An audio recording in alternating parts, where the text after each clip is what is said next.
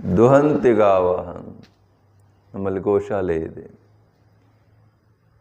4-5 ಕರುಗಳು ಒಂದೇ ಹಸುವಿನಲ್ಲಿ ಹೋಗಿ ಹಾಲು ಕುಡಿತವೆ.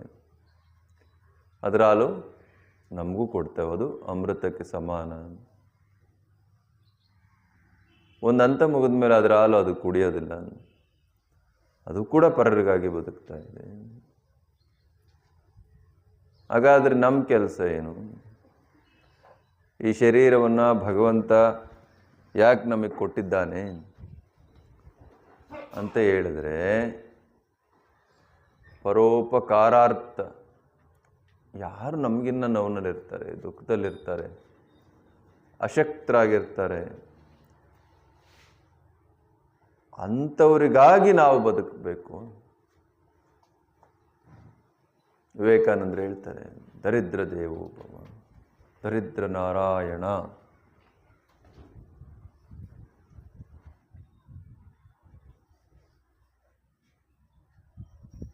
ಯಾರು ನೊಂದವರಿರ್ತಾರೆ ಅವರ ಹೃದಯದಲ್ಲಿ ಭಗವಂತ ವಾಸ ಮಾಡ್ತಾನೆ. ಆದ್ದರಿಂದ ಅವ್ರ ಸೇವೆ ಮಾಡು ನೀನು. ಅದು ನನಗೆ ಭಾಳ ಬೇಗನೆ ತಲುಪುತ್ತೆ.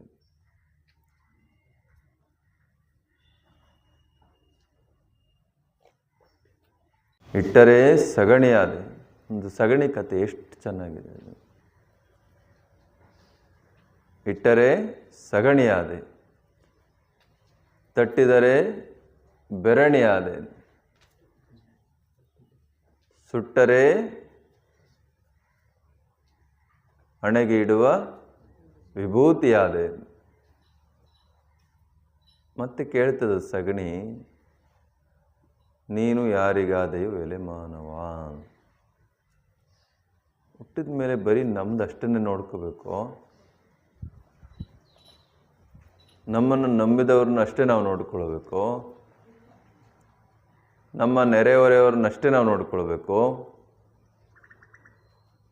ಯಾವುದಾಗಬೇಕು? ಹಾಗಾಗಿ ಅವ್ರು ಕೇಳ್ತಾರೆ, ನೀನು ಯಾರಿಗಾದೆ? ಯಾರಿಗಾದ್ರೂ ಆಗಬೇಕಲ್ಲ.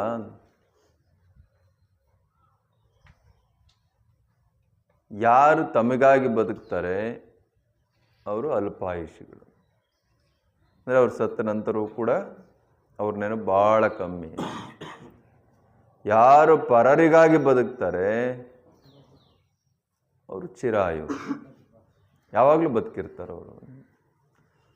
ಹಾಗಾಗಿ ನಾವು ಇವತ್ತು ಲಕ್ಷಾಂತರ ಜನ ಮಹನೀಯರನ್ನ ಅವ್ರ ನಂತರವೂ ಕೂಡ, ಶತಮಾನಗಳು ದಾಟಿದರೂ ಕೂಡ ಸತತವಾಗಿ ನೆನಪು ಮಾಡ್ತಲೇ ಇದ್ದೀವಿ ನಾವು. ನಮ್ಮಂತಾನೆ ಮನುಷ್ಯ, ಆದರೆ ದೇವರಾಗ್ಬಿಟ್ಟ. ಯಾಕೆ ಅಂತ ಹೇಳಿದ್ರೆ ಅವನಿಗಾಗಿ ಬದುಕಲಿಲ್ಲ. ರಾಮ ಕೂಡ ಅಷ್ಟೇ. ಅವನು ವನವಾಸಕ್ಕೆ ಹೊರಟಾಗ ಎಷ್ಟು ಶಾಪ ವಿಮೋಚನೆಗಳಾದವು ಅವನು ಪಾದ ಸ್ಪರ್ಶದಿಂದ. ಸೀತೆಯನ್ನು ರಾವಣ ಅಪಹರಣ ಮಾಡ್ದ, ಇವನು ಹೋಗಿ ಅವನನ್ನು ಕೊಂದು ಸೀತೆಯನ್ನು ಬಿಡಿಸ್ಕೊಂಡು ಬಂದ. ಇವೆಲ್ಲ ಸಾಂದರ್ಭಿಕ ಕಥೆಗಳು. ಆದರೆ ಜಗತ್ತಿಗೆ ತೊಂದರೆ ಕೊಡ್ತಕ್ಕಂಥವ್ರನ್ನ, ಒಳ್ಳೆಯ ಜನಗಳಿಗೆ ತೊಂದರೆ ಕೊಡ್ತಕ್ಕಂಥವ್ರನ್ನ ಆ ರೀತಿ ಅವನು ಸಂಹಾರ ಮಾಡಿದ. ಅದಕ್ಕಾಗಿ ಅವನು ಅವತಾರವಾಯಿತು. ಹಾಗಾಗಿ ಅವನನ್ನು ನಾವು ದೇವರು ಮಾಡಿಕೊಂಡ್ವಿ. ದೇವರಾಗಲಿಕ್ಕೆ ಸಾಧ್ಯವಿದೆ ಅವನ ಗುಣಗಳಿಂದ. ಹಾಗಾಗಿ ನಾವಷ್ಟೇ ಬದುಕೋದಲ್ಲ, ನಮ್ಮ ಜೊತೆಯಲ್ಲಿ ಎಲ್ಲರನ್ನೂ ಕೂಡ ಪ್ರೀತಿಯಿಂದ ಬದುಕಿಸಿಕೊಳ್ಳುವುದು, ಹೃದಯ ವೈಶಾಲ್ಯತೆಯನ್ನು ತೋರಿಸುವುದು, ಅಶಕ್ತರ, ಧ್ವನಿ ಇಲ್ಲದವರ ಶೋಷಿತ ಪರವಾಗಿ ನಾವು ನಿಲ್ಲುವಂಥದ್ದು, ಅದು ನಮ್ಮ ಜೀವನದ ಗುರಿ ಆಗಬೇಕು. ಭಗವಂತ ಇರೋದೇ ಅವರ ಹೃದಯ ಮಂದಿರಗಳಲ್ಲಿ. ಆ ನಿಟ್ಟಿನಲ್ಲಿ ನಾವು ಈ ಪೂಜೆಯನ್ನು, ಇವತ್ತಿನ ಈ ಪೂಜೆಯನ್ನು ಲೋಕ ಕಲ್ಯಾಣಾರ್ಥವಾಗಿ ಮಾಡ್ತಾ ಇದ್ದೇವೆ. ನಮ್ಮ ಕಲ್ಯಾಣಕ್ಕೆ ಮಾಡುವಂಥದ್ದು ಭಾಳ ರಾಂಗ್ ರೂಟ್ ಅದು. ಭಗವಂತ ಸುತ್ತು ಬಳಸಿ ನಮ್ಗೆ ಒಳ್ಳೆಯದನ್ನು ಬಯಸ್ತಾನೆ ಅಂತ. ಆದರೆ ನೀವೇನಾದರೂ ಎಲ್ಲರ ಒಳಿತಿಗಾಗಿ ಮಾಡಿದ್ದೆ ಆದರೆ, ಎಲ್ಲರ ಅಭ್ಯುದಯವನ್ನು ಕೋರಿ ಮಾಡಿದ್ದೆ ಆದರೆ ಶಾರ್ಟ್ ಕಟ್, ಬಹಳ ಬೇಗನೆ ಹೋಗಿ ನಾವು ಭಗವಂತನನ್ನು ಮುಟ್ತೀವಿ, ಅವನ ಹೃದಯ ಮಂದಿರವನ್ನು ಗೆಲ್ತೀವಿ.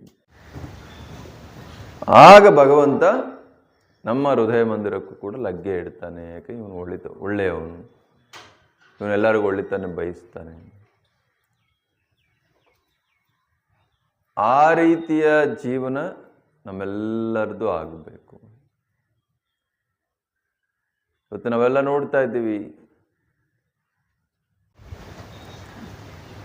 ಯಾರನ್ನು ಸಹಿಸಿಕೊಳ್ಳುವಂಥ ಸಹಿಷ್ಣುತೆ ನಮ್ಮಲ್ಲಿ ಇಲ್ಲದೆ ಇರೋದರಿಂದ ಮನುಷ್ಯನ ಮನಸ್ಸು ವಿಕೃತಿಗೆ ಒಳಗಾಗಿದೆ. ಬೇಕು ಬೇಕು ಬೇಕು, ತೃಪ್ತಿ ಇಲ್ಲ.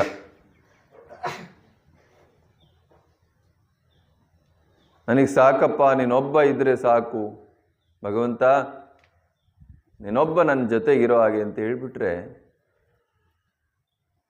ಭಗವಂತ ನಮ್ಮೆಲ್ಲರ ಯೋಗಕ್ಷೇಮವನ್ನು ಅವನೇ ತಗೊಂಡ್ಬಿಡ್ತಾನೆ.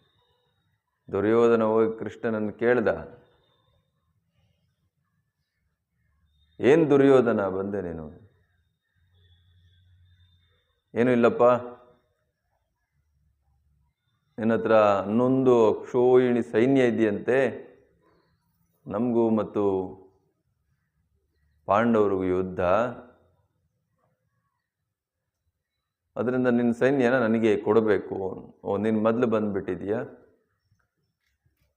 ಹಾಗಾಗಿ ನಾನಿಲ್ಲ ಅನ್ನೋಕ್ಕಾಗೋದಿಲ್ಲ, ಸೈನ್ಯವನ್ನು ನಿನಗೆ ಕಳಿಸ್ತೀನಿ ಹೋಗು. ಪಾದದ ಬಳಿ ಅರ್ಜುನ ಕುಳಿತಿದ್ದ. ಓ ಅರ್ಜುನ, ನೀನು ಬಂದಿದ್ದೀಯಾ? ಹೌದು ಸ್ವಾಮಿ, ನಮಗೂ ಇವ್ರಿಗೆ ಯುದ್ಧ, ಈಗ ನಿನಗೇನು ಬೇಕು? ಹೇಳ್ತೇನೆ, ನೀನೊಬ್ಬ ಇದ್ದರೆ ಸಾಕು, ನೀನು ನನ್ನ ಜೊತೆಗಿದ್ರೆ ಸಾಕು, ನಾನು ಜಗತ್ತು ಗೆಲ್ತೇನೆ. ಅದೇ ದೇವರು. ಅದರಿಂದ ನಾವು ಭಗವಂತನ ಕರುಣೆಗೊಳಗಾಗಬೇಕು. ಅದು ಯಾವುದೇ ಧರ್ಮ ಇರಲಿ, ಎಲ್ಲ ಧರ್ಮಕ್ಕೂ ಅವ್ರವ್ರದ್ದೇ ಆದ ನಂಬಿಕೆಗಳಿದ್ದಾವೆ. ಅವರೆಲ್ಲರೂ ಕೇಳೋದೇನು? ನೀನು ನನ್ನ ಜೊತೆಗಿರು, ನೀನು ನನ್ನ ಜೊತೆಗಿದ್ರೆ ಇನ್ನಿದ್ದೆಲ್ಲ ತನ್ನಿಂದ ತಾನೇನೆ ಆಗ್ತದೆ. ಹಾಗಾಗಿ ನಾವು ಭಗವಂತನನ್ನು ಬೇಡಬೇಕು, ನೀನು ನನ್ನ ಜೊತೆಗಿರು, ನನಗೆ ಸನ್ಮಾರ್ಗವನ್ನು ಕೊಡು, ಸದ್ಬುದ್ಧಿಯನ್ನು ಕೊಡು, ಸನ್ಮಂಗಲವನ್ನು ಎಲ್ಲರಿಗೂ ಉಂಟು ಮಾಡದಂತೆ ನನಗೂ ಉಂಟು ಮಾಡು. ಆಗ ಜಗತ್ತು ಶಾಂತಿಯಿಂದ ನೆಮ್ಮದಿಯಿಂದ ಬದುಕಲಿಕ್ಕೆ ಸಾಧ್ಯ. ನಾವು ಮತ್ತು ನಮ್ಮ ಸುತ್ತಲಿನ ವಾತಾವರಣ ಶಾಂತಿಯಿಂದ ಇರಲಿಕ್ಕೆ ಸಾಧ್ಯ. ಲೋಕ ಕಲ್ಯಾಣಾರ್ಥವಾಗಿ ಮಾಡಬೇಕು, ಅದು ಬಹಳ ಶ್ರೇಯಸ್ಸು. ಹಾಗಾಗಿ ಇವತ್ತಿನ ಸತ್ಯನಾರಾಯಣ ಸ್ವಾಮಿ ಪೂಜೆಯನ್ನು ನಾವು ಲೋಕ ಕಲ್ಯಾಣಾರ್ಥವಾಗಿ ಮಾಡಿದ್ದೇವೆ. ಭಗವಂತ ಸಂಪ್ರೀತನಾಗಿದ್ದಾನೆ. ಜಗತ್ತಿನ ಸಕಲ ಜೀವರಾಶಿಗಳಿಗೂ ಕೂಡ ಭಗವಂತ ಒಳಿತನ್ನು ಕರುಣಿಸಲಿ ಹಾಗೆ ಅಂತೇಳಿ ಪ್ರಾರ್ಥಿಸ್ತಾ, ನಿಮ್ಮೆಲ್ಲರಿಗೂ ಕೂಡ ಸುಖ ಸನ್ಮಂಗಲವನ್ನು, ಆರೋಗ್ಯಪೂರ್ಣ ಬದುಕನ್ನು ಕರುಣಿಸಲಿ ಹಾಗೆ ಅಂತೇಳಿ ತುಂಬು ಹೃದಯದಿಂದ ಹಾರೈಸಿ.